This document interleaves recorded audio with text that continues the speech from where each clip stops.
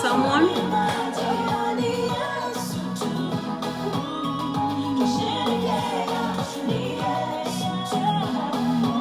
Thank you, Joe Wairimo, Paboy, Martin, Celine. Thank you so much. Tag someone.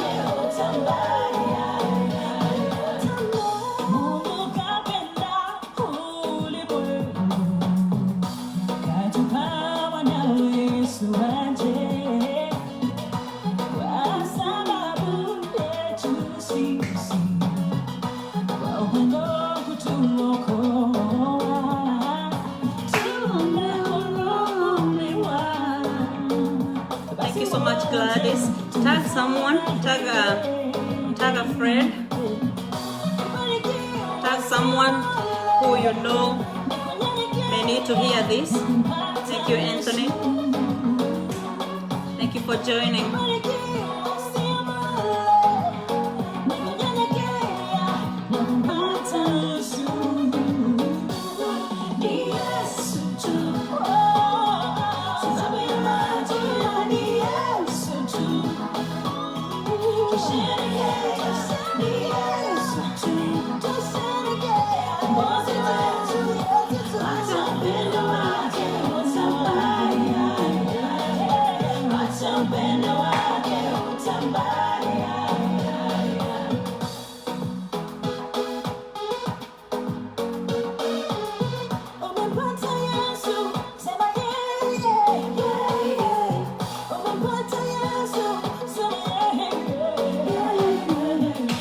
Robert from the Folk Hospital, Nairobi. I hope you're fine, Robert. Thank you so much for tuning in. Thank you, Martin, for tagging people. Thank you, Frank, Alice, I see you. Thank you for everyone that's joining.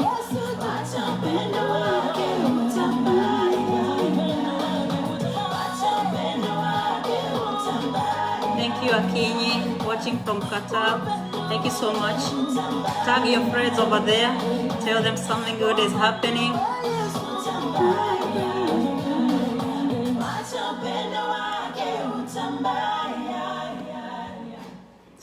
So. Thank you so much for everyone that's joining. Continue tagging your friends. Today we're going to talk about a very, very important topic. We started on Sunday. And we are gonna do the part 2 and the final part of it today.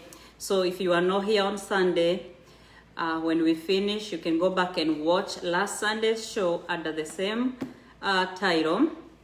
And so when we are born to be, first of all, let me welcome you. Let me thank you guys for giving me all the support, for all the love, for all the courage, for the encouragement you have given me. Thank you so much for sticking with me. We are like, 10 months now? And it has been amazing. I have enjoyed your company. Thank you so much. Robert said, yes, I thank God I'm doing well after operation of hip surgery. Oh, thank God for a successful surgery, and we will praise God for your healing even before it happens, because we believe He will do it for you. So thank you so much for everyone that's joining. Thank you for joining even in the hospital room. May God heal you and heal the people around you. So we thank God for this far that we have come. We have learned a lot, me being included, and we started a topic on toxic relationships last week. And we saw how they keep us from reaching our greatest potential, our destinies, our purpose. Because when you're carrying unnecessary weight, then you can't fly as much as you want to. You cannot spread your wings as far as you want to. When a bird, depending on the weight or the type of bird, the level they can fly to depends on the way their wings are built up. So some people we put around us clearing our wings, they cut some of our wings. Some of them are weights on our wings. And even if we want to fly as high as possible, we cannot, because we have people leaning on us, holding us down with their words, with their attitude, with the way they treat us. And so and I gave you a homework. I asked you to go and do an analysis of your relationships and dissect your relationships and see who is around me and they are not supposed to be. Because sometimes people come in our life, but instead of coming and going like they were supposed to go, we hold on to them because maybe we are lonely, because sometimes we need something they are offering. Sometimes we feel like, oh, I could turn this to be a spouse. I could turn him to be a man of my dreams.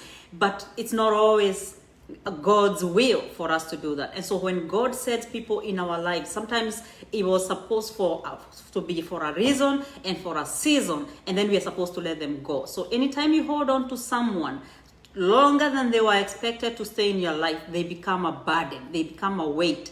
And so even though you might not be really carrying them on your shoulders, you can feel their weight. You can feel the weight of their words. You can feel the weight of their attitude.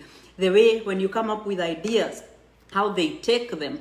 So after last week, how do you disconnect? Thank you so much, Ruth Jeroge. Thank you, everyone that's joining. Vero, Simon, thank you so much. David Kemoy, thank you so much for everyone that's joining. Precious and Frederick, thank you.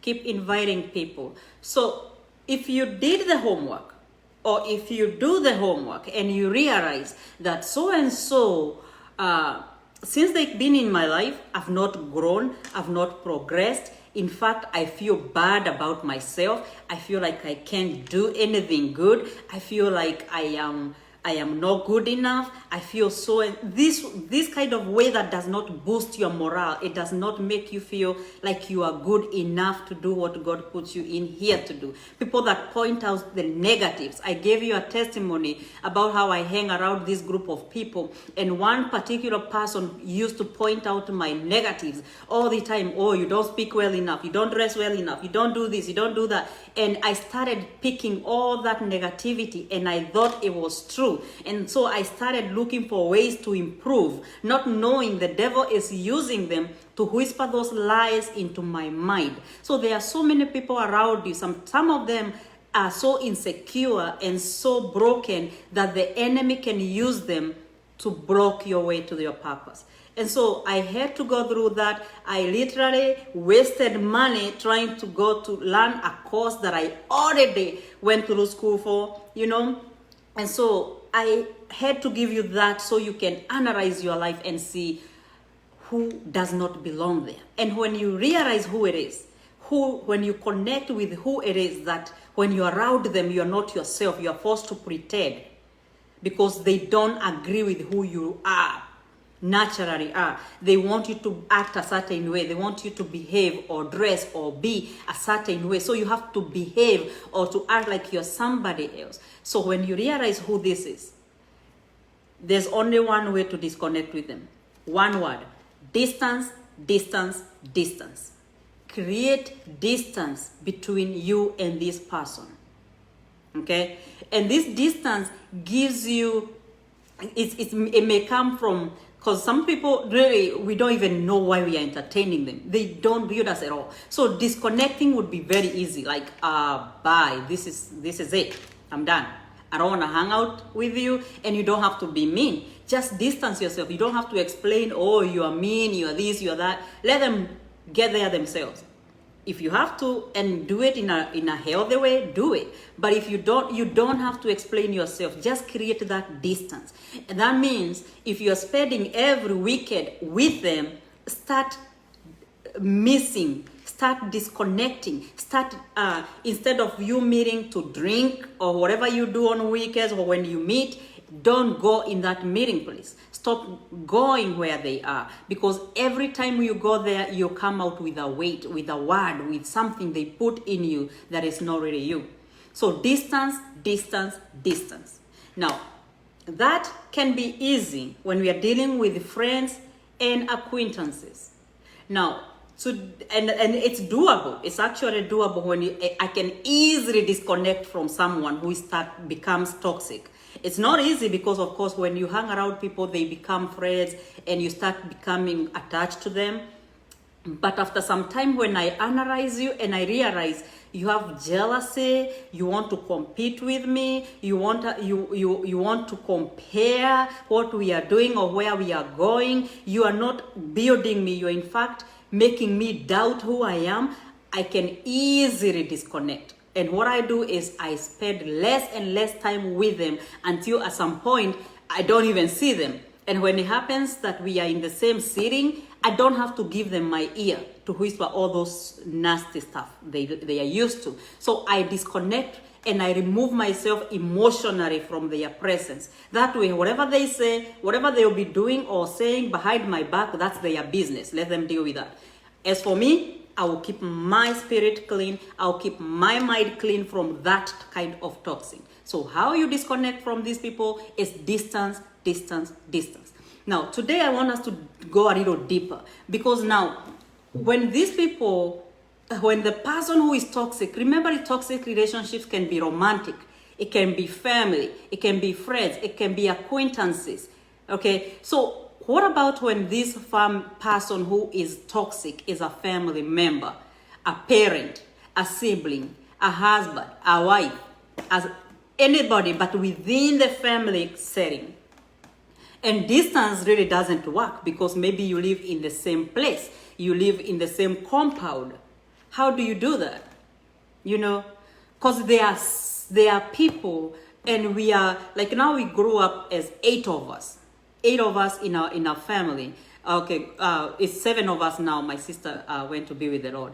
Now, 7 of us, after some time, when we turned 18, 20 something, and everybody left at their own time. But after some time, we were not in the same setting anymore. Everyone had their own life. And when we were being brought up, we felt like we should be together for the rest of our lives. But when we grew up, we realized that, oh, I can't stay in my mom's compound for the rest of my life. I better get out there and look for my own life. And so did all my sisters and my brothers. Now, all of us, you have to have developed enough to be able to start on your own. And that's how my mom raised us. Now, these 2 psychologists that came together and wrote a book called Healthy Dependence.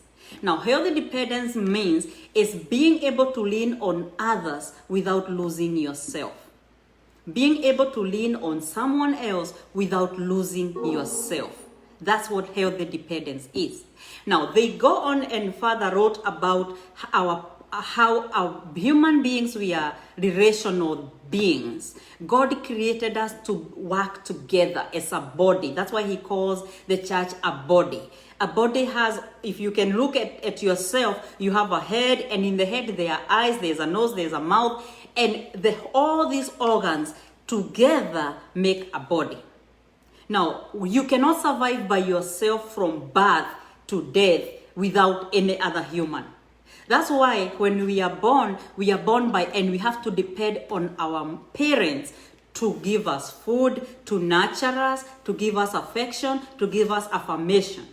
Now, the problem is not all of us find healthy homes. So depending on the parenting skill of your parents, you develop one of the three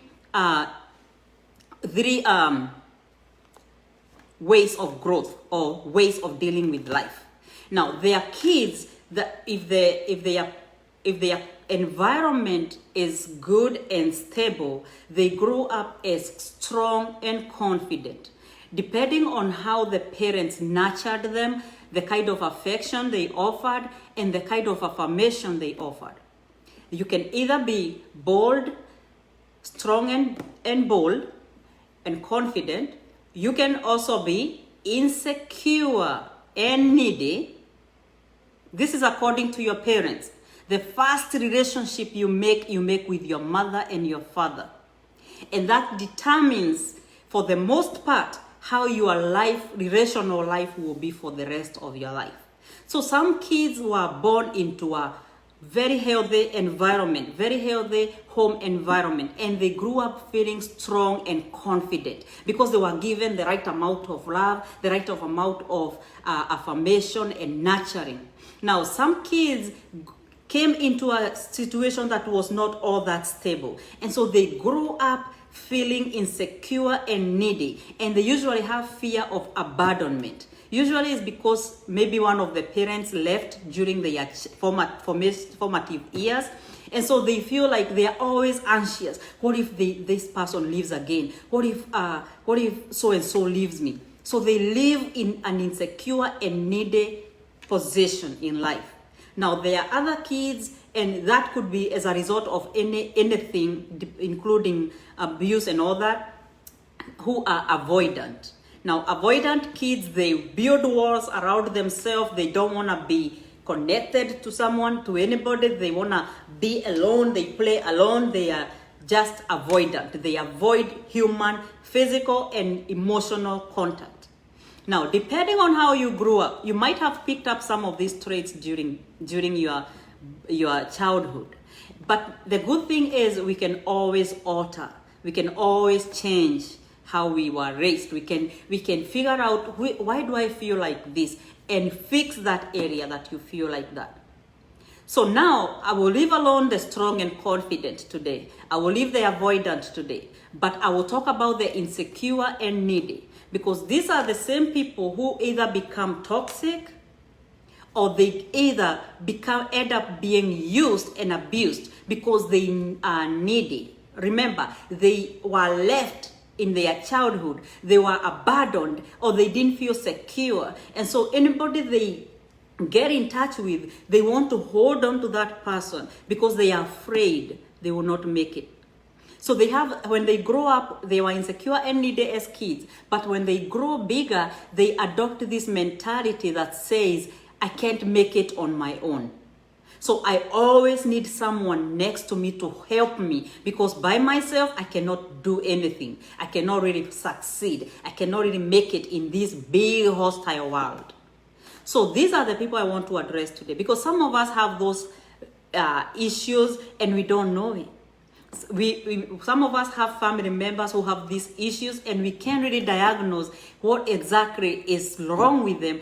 Why do they act like that? Why do they do this? Why don't they know how to stand on their own? It all depends on sometimes their upbringing, things that happened during their formative years, and how they interpreted those things. Now, when you are like this, when it can either be a parent, it can be a sibling, it can be a spouse. They feel powerless and inadequate. They feel like they cannot succeed without anybody else supporting them, giving them support. And that's a predicament. That's not a good thing. So they desire protection and they fear abandonment. Right? So now, because they fear that, they develop an attitude of others. I have to please someone. I have to please so-and-so. If I don't please them, they might leave. Remember, they desire someone to stay with them because they don't believe they can make it on their own. And as I'm speaking, you either have someone in your mind that you know is like that, especially family and spouses. So these people, because they don't believe they are powerful enough, they don't believe they can do it on their own, they have to have someone. And so they develop an attitude that says, let me please this guy, let me please this person, because if I please them, then I'll avoid conflict and they won't have to leave me. Now, this is very dangerous because you disconnect with yourself and you develop an attitude that always pleasing others. And the more you please others, you disconnect with yourself. So it doesn't matter about you anymore. It's not about what you want or how you want it. It's what others want. That's what you want to fulfill. So you become a people pleaser, basically. Now, as a result, you can either be used or you can become a burden. Now, how this manifests is by becoming helpless, overdependent. There are 3 ways they manifest themselves. And as I read them, you can look in your circle and see who has these issues. Because helpless, overdependent, they see themselves as weak and emotionally needy. They appear childlike and immature. So they easily get frustrated and they cry easily. You can say one word and they'll start crying, right? So they use this as a trap to trap others so that they can keep satisfying their unhealthy dependence. So this person, because they believe they cannot do anything by themselves, they trap others by being so immature and so childlike. And so it's a grown woman, it's a grown man, but when you talk to them, something that is even supposed to be small, they burst out in tears. They start crying, they start getting so frustrated, they get angry so fast. That's a way of holding on to people. That's a trap to grab people so they will never leave them. Now, they can also become hostile. That's called hostile overdependent. Because they become, by this time, they maintain ties by intimidating others. And so they appear to be in turmoil, like, oh man, if I leave this guy, he'll break down. If I leave this guy, I don't know if he'll probably become an alcoholic. If I leave this woman, she might. In fact, they say and imply things like, if you leave me, I'll kill myself. That's a way of holding on to you. That's a way of exploiting your guilt so that you can stay and foster their unhealthy behavior. Now, the other way they can show up is a hidden overdependence. So they act like they can do it on themselves, they can handle it, but sometimes they fake illnesses. And sometimes they'll be like, oh, I have this headache. You can't prove they don't have a fever. They look perfectly fine, that they fake illnesses. So they have imaginary illnesses. But all this is a trap to hold on to people so that whoever is with them is tied to that unsatisfactory relationship. And they will keep supplying because they depend on that supply, attention from whoever is living with them. So when they are like this, all these forms are toxic. And it can be you either know someone who is like that, so you're either being trapped into you being used by them, or you are that person that is over dependent on other people. Both these things are toxic because you're either a burden or you're being used, and none of that is good. None of that is good. So if you're being used, if you're the one who is using others to hold on to you, to feed you, because you don't believe you can rely on yourself, you cannot make it on yourself, I want to talk to you for a minute, or if you know someone that is. Jeremiah 17:5, the Bible says, cursed is the man who trusts in a man. Cursed is the man who trusts in men, who depend on flesh for his strength, and whose heart turns away from the Lord. Now, just by depending on that person, and when I'm talking about depending on this person, it's not like you'll never need help from someone. You'll never need support. It's being over dependent.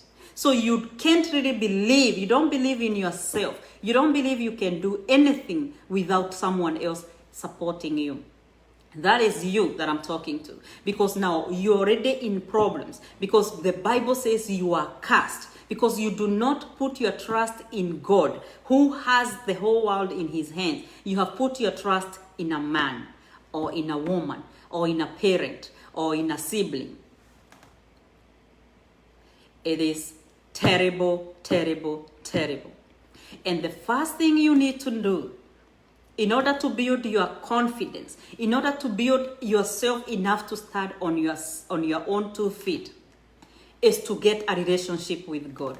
Because whatever you missed in your childhood, whatever you did not get that makes you feel insecure, that you're not good enough, only God can satisfy that.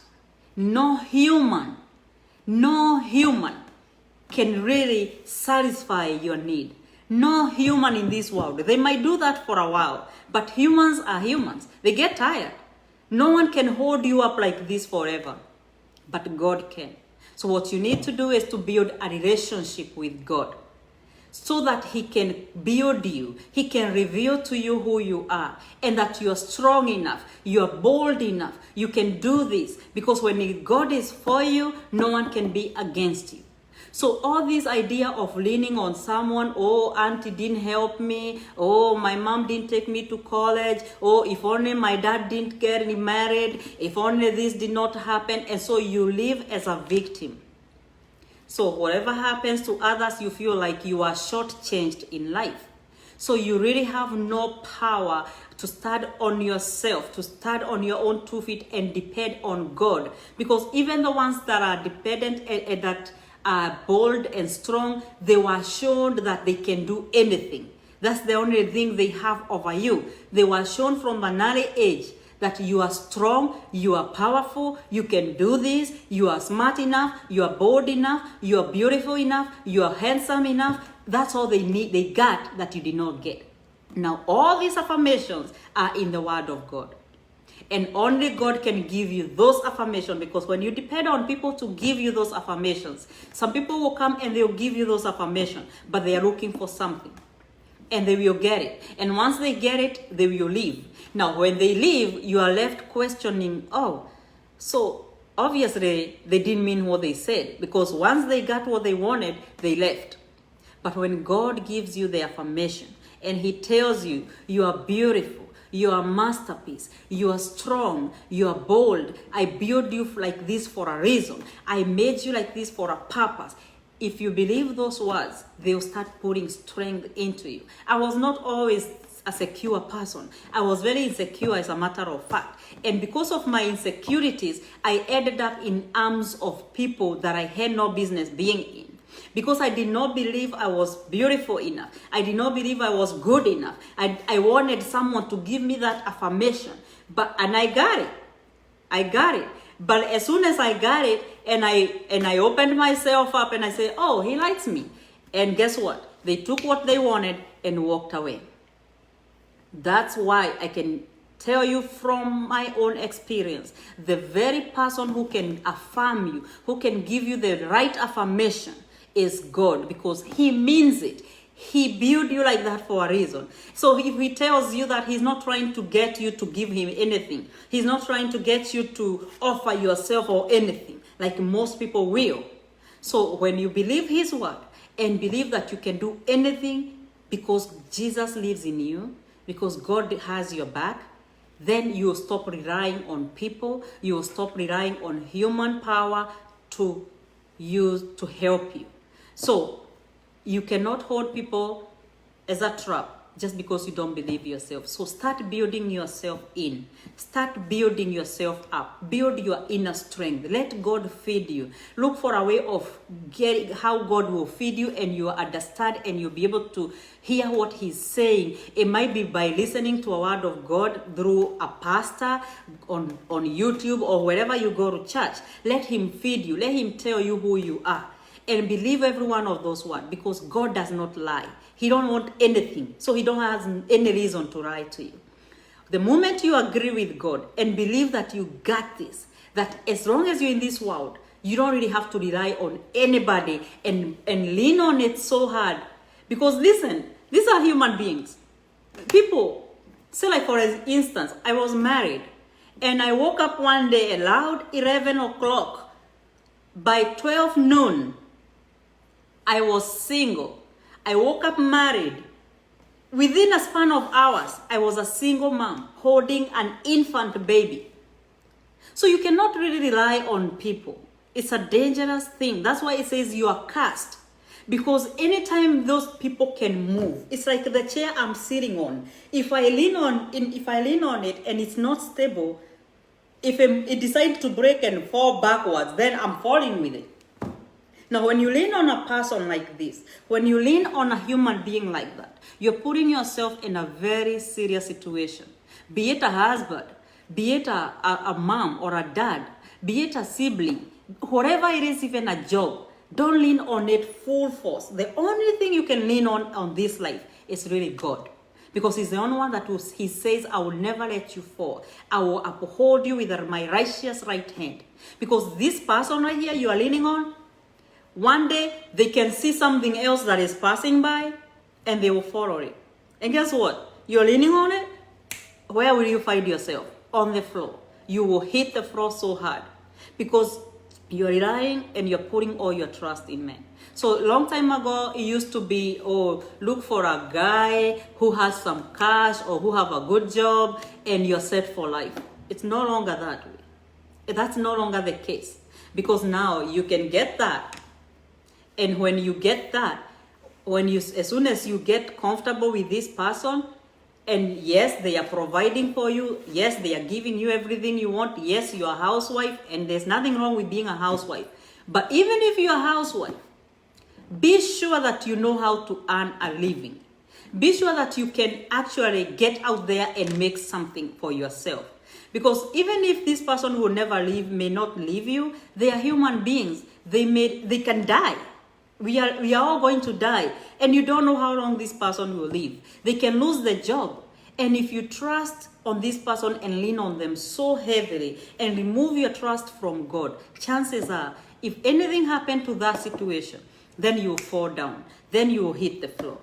So it's very, very important to put our trust where it's supposed to be, because only God can uphold us. Only God will not let us fall. Let God build those insecurities. I just had to believe what God says over me. I just had to believe it. I don't even have to worry about whether a guy thinks I'm cute or not. I know what I am. I know what God says I am, and that's enough. So whether they say it or they don't say it, I am still fine. Because I have chosen to believe the word of God over my life. And when I didn't have that, my life was chaotic. I was moving from this person to the other, looking for that affirmation. But when you take God at His word, you tell me the thing later. So now that is for the people who use others as traps.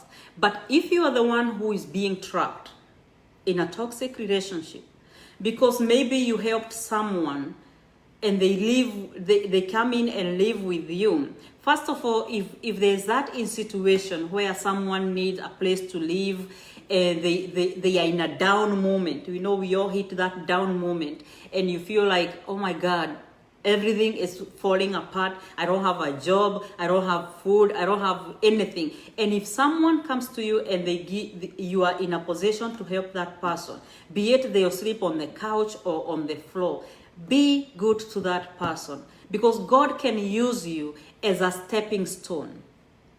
God can use you as a stepping stone or a hiding place for someone. When God gives you that opportunity to be a shelter for someone, when someone needs your help like that, that is God giving you an opportunity to plant good seeds.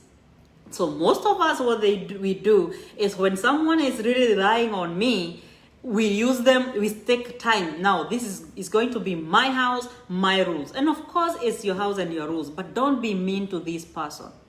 Don't be angry at them. Don't mistreat them. Don't cast them out. Because guess what? It's a season they're in that moment. It's a season they need that. So support them. Give them what they need. Because especially if they are good and they want to go on with their life, no one wants to be in that position forever. So they might need you for maybe a few weeks or a few years or a few months, and then they just need to get back on their feet and they'll start walking on. So when you get that opportunity, don't throw them out. I have been thrown out a few times, and it hurts. It hurts so much when someone that you relied on to help you, first of all, they use you, and then they abuse you. They just throwing words, unnecessary mean words around because you are in a down moment. And then eventually they throw you out. So I know how it feels like to be thrown out. And so that's not what I'm encouraging here. What I'm encouraging is when someone comes in your life and you are in a position to help this person, help them. Help them as if you are doing this unto God. Give them a place to stay. Offer them food. And if possible, especially because some of these could be a relative, it could be a friend, it could be anybody, But when you offer someone something, or God gives you that someone to help, you're planting seeds. So when you plant seeds, remember, whatever we do right now, it will affect our children, our children's children, generations to come. So you might never need this person's help. But when you are long gone, your child might need something. And this person can be the only person that will help them. So when you're planting these bad seeds, the people that threw me out, the people that used me, the people that did all these things, I have nothing against them. Because as soon as they threw me out, God had an angel that held me like this. But it's not the best thing to do. So if you're in a position to help, even if it's someone who is leaning on you, remember, healthy dependence is being able to lean on others and not lose yourself. So in some of these situations, I went into somebody's house and I just wanted to get on my feet. So I was busy looking for a job. I was busy looking for somewhere to as long as I get comfortable and I get my money, I'll move out. But before I could even do that, these people come and throw you out. So it's very, very wrong to do that. Don't do that, because that is a seed you planted, and believe it, it will come back to you. Whether to you, to your children, or to your children's children, it will come back to you somehow. So, but then, when this person comes to you, you have to be careful that they are willing to get out at some point. Because some people, that's what I'm talking about, over dependence. Because when they come and now you're feeding them, it's supposed to be a momentary situation, a season. That time that they are down on the floor and they cannot really reach themselves, they can't even feed themselves, be that angel that God is using. But then this person has to be willing to do the work to stand on their own 2 feet. Because you cannot carry someone for a long time. You're not built like that. So even the family that God gives us, He gives us a spouse and children we can easily carry and still fly. But when someone comes into your homestead and they are not willing to get out, they are not willing to get a job, they are not willing to adjust their lives. If now these people, when they put me in their house and I am like, oh, I wake up at whatever time I want, I put my feet up on the stool and watch TV all day, and then I can't even help in the house, I can't cook, I can't go out there and look for a job, of course that becomes a burden. So even if you need help, you cannot go in somebody's house and start acting like, oh, I have arrived. No, it's a downtime. While someone is housing you, give them the ultimate respect. Whatever respect they deserve, give them to them. Remember, you're in their house. There are things you cannot do. Live by their house rules. Then, when that season is going on and you cannot do, be busy looking for the next step. Be busy praying for God to show you the next move. Because even if you are down, it doesn't mean you are down. You are dead. God might be putting you down so He can pull you up and shoot you up. So there are those moments where we hit a rock bottom and God sends someone to hold on to us so we don't lose hope, so we don't die in this situation. But when you are in that season, you cannot lay down and say, oh, that's it, I'll just stay in her house. She pays the bills, they pay the bills, they feed me, I'm good. You cannot do that, because now you have become over dependent. So you have to be able to get out, look for a job, and you person that is hosting them, help them. Before you throw them out, help them. Help them look for a job, help them look for a place to stay, help them become independent. Of course, they should be willing to do that. You should know, you should actually tell them, I can help you for a while, but I cannot really take care of you and your children or you for the rest of my life. And so help them get a job, help them look for an apartment, help them. If it's a family situation and you feel maybe your wife or your husband has become over dependent on you, and you can actually feel the weight of a person who is leaning on you too much. You can feel it. I know, I have felt it. But when that happens, be honest with this person, tell them, listen, I know you are in this situation, but you need to start getting ready. You need to start. I stayed with my aunt one time, and when I got a job, I was afraid to even get started to move because I felt like I would hurt her feelings. But she told me, when you start making money, buy one thing at a time. So I bought a stove, I bought a mattress, I bought a stove, I bought some few things here and there, so that when it's time to move, I'll have the basics. So that's what you're supposed to do. Encourage this person to start getting ready to move, because they cannot stay in your house forever. And there are situations when these people, when you tell them that, they become aggressive, or they start feeling like, oh, I thought you are my sister. I thought you are my brother. I thought you are my auntie. You're supposed to help you. Yes, I am supposed to help you, but that's an ungodly obligation. I cannot take up your life and put it on my shoulders and now carry you with me. No, you have your life. I have my life. The people that are obligated to be with me are my husband and my children. But if someone else that is coming there, I can help them temporarily, and then they can be able to move on to their next level. So when God gives you that opportunity to be someone's help, take it and plant only good seeds. Try to be intentional to plant good seeds. When it's time for them to move and you start feeling the weight on them, that is, they are putting on you, then start communicating with them. What you can do is try to look for a job. I had someone like that. I tried to look for a job, they don't want the job. I paid for their college, they don't want to go to college. I looked for anything. I tried everything to get them stable, but they didn't get the hint. I literally told them, listen, I know you feel like I am taking care of you very well, but when this season is a season and I'm trying to help you become stable and you be able to start on your own 2 feet. But you're not taking advantage of this moment. So I will not be with you for the rest of my life.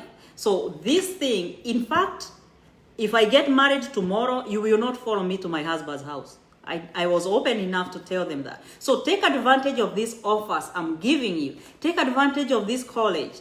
Go to college. If you don't want this job, go to college, focus on that and become stable so that you can get a job. Of course, they didn't happen, and as it is, I had to move on, and they had to move on elsewhere. So how they managed that, I don't know, because now I try to give them opportunity after opportunity and they didn't take it. So do that. To give someone opportunity. Be good to them. Don't throw them out unless it's absolutely necessary. And don't throw them just out there into the wolves, right? Like, you can bring an elderly person and speak it out and tell someone else to pick them up or whatever. Just be as kind as possible. But when that happens, when you remove the extra weight, because some of us, even men, have seen situations where the parent has become a burden to the children. And now children, they cannot really live because they feel like they are obligated to be answerable to the parent. And this is because the parent never detached with the children. They have their own families, but now they can't really focus on that because mom and dad are leaning on me too hard. I can't really do anything. Don't become a burden on your children. Don't become a burden on your siblings. Don't become a burden on anybody. It is not cute. If you're a housewife, try, especially a supportive husband, should not have an issue with you trying to become independent. They should be okay with that because they know this is life. Anything can happen. I can lose my job. I can get hurt that I can't go to work. And we need someone to support the family while I'm healing, while I'm getting another job. So you can, only the insecure and controlling people will not allow that. Now, as much as we want to be laid out and just, enjoy someone feeding us, enjoy, eating easy money, don't become over dependent, because that's a toxic situation. Because even as a housewife, this man becomes abusive. Like, imagine if I didn't know how to look for money and this guy has come from nowhere and has burnt me. Where would I have gone? If I didn't have any skill, if I've never worked in my life. That's why when we are young and single, man, the first thing you're supposed to look for is yourself. Don't look for love. Don't look for a spouse. Look for you. Because when you figure out who you are, then God starts showing you this is what you can do, and this is what you can do, and this is where you can go. When you figure yourself out before someone else comes into your life, it becomes very hard to find yourself when you're married, to be honest. It's very hard because you have to bed, you have to submit, you have to compromise to engage this other person. But when you're single, that's the best time in the world to know who you are, to know what is your passion, to know what is your purpose, your identity. That way, if someone comes in, I don't like this idea. I was watching this show, and this lady, she became pregnant when she was in before she went to high school. So before she went to college after high school, and she got pregnant by her college, by her professor in school. And this guy is ashamed that this girl has her kid. It's in Korea, they don't throw away their kids. So he takes her and they move to Germany and they give birth, and they agree, I can't marry you because first of all, you're not educated, okay? But we made this mistake. So what we will do, we will stay together and we will raise this kid until his first day in college, then we will divorce. And the lady didn't have any option, so she did that. And as soon as the kid, now the show is starting when the kid is going to college, and now he's in college, and the husband has kept his word. He went and filed for the divorce. While he's filing, he has someone else on the side who has the level of understanding. And it hurt my feelings when he told the wife that, listen, I can't communicate with you. I can't understand, you don't understand what I'm saying because we are not at the same level education-wise. And so it's so hard and miserable to live with you. So I want you to divorce and let me live because I have held on to my life for this long, 18 years until my son becomes a college, student. So now I want you to give me freedom. But now this lady, she has sacrificed her life, she sacrificed her education to raise this kid and to be the woman to this woman. And now, by the time this is happening during their divorce, she discovers she has cancer.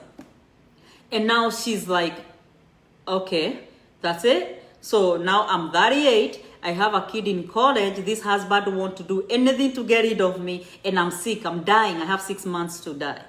So of course that situation, and I'm not trying to scare you, but that situation was very, very hectic. And she realized she never lived. She realized she sacrificed her desires, her dreams to be a mom to this kid and to be a woman, to look like a family to people for this guy. Because he's a college professor and he needs to look good. So she sacrificed her dreams and her life to be that. Now that it's time for them to go separate ways, she don't know what to do. She's never worked a day in her life. She has no course, she has nothing. And she decides like, I'll go back to college. She always wanted to go to college. But now she has 6 months. How much can you do in 6 months? Luckily, as it unfolds, it's still ongoing. Luckily, it turned out to be a misdiagnosis. She's not sick. And so now she's pursuing her life full force. Don't hold your dreams to fit anybody's cocoon. Don't you hold your life. The mistakes do happen.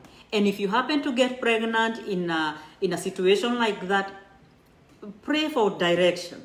Because sometimes involving yourself in this person and it was not meant to be is even drawing your life back further.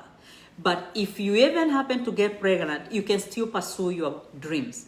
I am a single mom and I'm still pursuing dreams. Single mom does not mean you stop existing or you are now cast. Oh my God, I cannot imagine I'm single. It's just a season. And when God wills it, He will give you the right person. But don't you give up on your hopes, on your dreams. Don't put your life on hold.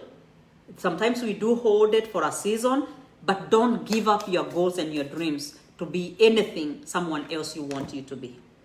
So with that said, when you remove all this unnecessary weight, when you remove all this and let God put the people He needs to be around you, you will start flying. You will feel light, and now you can flap your wings and go to the heights that God created you to go. Remember, relationships are like elevators. And so whoever you have around you are either taking you up the elevator or down. So choose wisely when it comes to relationship. There is no neutral relationship. None whatsoever. No neutral relationship. So anybody that comes into your life, you have to really pay attention. Have they come to take me up or to take me down? And when you hear those ringing bells, that idea that I need to disconnect with this person, obey, because that's the voice of God. And that means it's time to stop. That season is over. This person, whatever they came to do is over in your life. It's time to go to the next season. And so I believe when you do that, you will become the world changer God created you to be. You will start feeling the joy of life, because there's nothing that takes your peace away like being around the wrong people. And so I really pray that you will take that initiative and you will do what is necessary. I'd rather you are lonely for a while, but be lonely, because by being alone means now you have time with your thoughts. You have time to reflect on your life, see what is going on in your heart, and wonder, why do I think like that? Why do I act like that? Why do I get upset when someone says that? You start diagnosing some of the issues you have and working on them. You need that time. In fact, God does not speak to us when we are in a crowd. Unless we are in a corporate body in church, God usually gets to you when you are alone. And so because we are not used to being alone, we like to be in a crowd with people talking on the phone. God has no chance to get to us. So this time that God has, even if sometimes it feels like people have left and you're alone, take that opportunity and let God feed you. Let him reveal things in you that need to be worked on. Let him show you what he created you for. After that, you'll be a different person. I can bet on that. So now, that concludes today's topic. And so even with these family members, if they become over-dependent, you have to disconnect, start giving less and less help to them, and eventually they will start, because the more you give them, the more you let them lean on you, you are enabling the dysfunction. So start giving less and less help, so that they can learn how to look for help for themselves. Because if you don't, you're not doing them a favor, and you're not doing yourself a favor. So let us be godly enough to be supportive when they need it, but wise enough to know when we are being trapped. Okay? So that we can remove ourselves from that situation.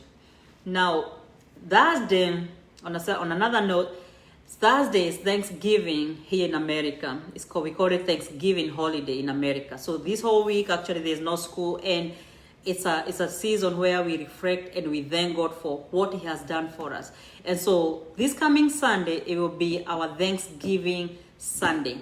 And that actually will be the last Sunday for this year, because I will close out the show for a while, and for the December month, so I can get filled up again, get fed again, whatever God wants to do with me. And so next week, meet me again here. Let's give thanks to God for how far he has brought us. I am so grateful to you guys. I'm grateful for your support. And so on Sunday, let us meet here. Let us talk and thank God for his mercy, for his goodness, that we are surrounded by death and chaos and we are still alive. We have reasons to thank God. So on Sunday, it will be our last Sunday of this 2020. So let us meet here, bring someone, let us worship God, let us thank God for being our Father. And after that, I will let you know, guys, when I will resume again. So I am so grateful for you. Thank you for all the support, all the good messages you guys said. God has used you to be angels in my life, and I cannot take that for granted. So I am really grateful. Go ahead and share this message. Let us live free. Let us live free. Let us walk free. Let us not become each other's burden, but not also become each other's trap. Together, that's when we maintain the respect that we need for each other. And with that, I will leave you in God's hands. And I believe I will see you again on Sunday. Share this video with someone and let us get blessed together. So have a beautiful, beautiful week, and I will see you on Sunday. So for now, have a good one. Bye.